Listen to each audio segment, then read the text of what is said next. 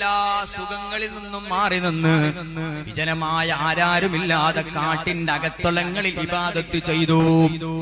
അങ്ങനെ ഇബാദത്ത് ചെയ്തുകൊണ്ടിരിക്കുമ്പോൾ ബഹുമാനപ്പെട്ട ഇബ്രാഹിം അദ്ഹം റളിയല്ലാഹു അൻഹുവിന്റെ സമീപത്ത് വലതു ഭാഗത്തും ഇടതു ഭാഗത്തും നിസ്കരിക്കുന്ന സമയത്ത് വലതേ ഭാഗത്തും ഇടതേ ഭാഗത്തും മുൻപിലും വലിയ സിംഹങ്ങൾ ഇങ്ങനെ നിൽക്കുകയാണ്. സുബ്ഹാനല്ലാഹ്, ഇബ്രാഹിം അദ്ഹം റളിയല്ലാഹു അൻഹുവിന് പേടിയില്ല. അതാണ് ഖുർആൻ പറഞ്ഞത്, ലാ ഖൗഫുൻ വലാ ഹും യഹ്സനൂൻ. ഇബ്രാഹിം അദ്ഹം റളിയല്ലാഹു അൻഹുവിന് ഒരു പേടിയും വന്നില്ല. നിസ്കാരം കഴിഞ്ഞതിന് ശേഷം സുബ്ഹാനല്ലാഹ്, ഇബ്രാഹിം അദ്ഹം റളിയല്ലാഹു അൻഹു ആ നാല് സിംഹത്തിനോടും പറയാണ്, ഇന്നി ഉമിർതു ബിശൈഇ ഫഅലൂ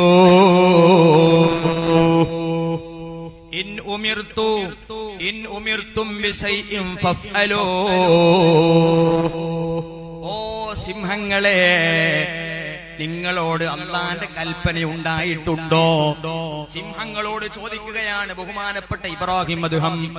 പുലിയെ കണ്ട് പേടിച്ചത് കൊണ്ട് ചോദിച്ചതല്ല, കാട്ടിലെ മറ്റു ജീവികളെ കണ്ടു പേടിച്ചതല്ല. കാരണം അല്ലാഹുവിനെ പേടിക്കൂ എന്ന ഒരൊറ്റ പ്രതിജ്ഞയാണ് ഔലിയാക്കൾക്കുള്ളത്. ഇബ്രാഹിം അദ്ഹം റളിയല്ലാഹു അൻഹു സിംഹത്തോട് പറയാണ്, സുബ്ഹാനല്ലാഹ്, എന്താ പറയുന്നത്?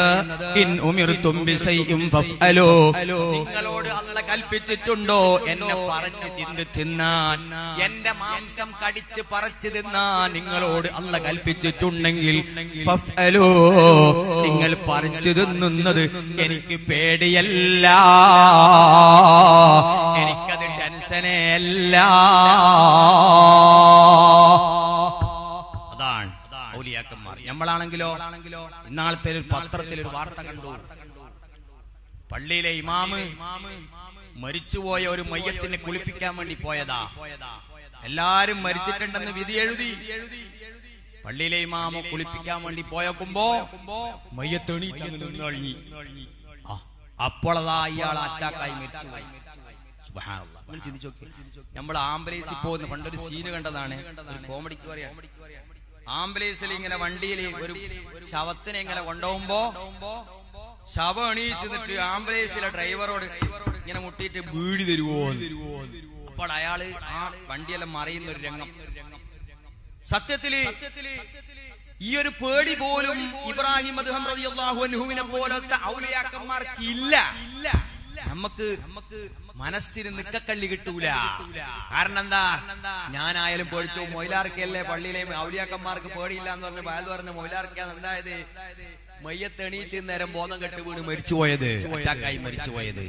അപ്പോ അയാൾക്ക് കുഴിച്ച കബറിൽ ഈ മൊയിലാരെ കൊണ്ടുപോയി മറവുപോയത്. എന്തൊരു രോഗമാണ്, അത്ഭുതല്ലേ അത്.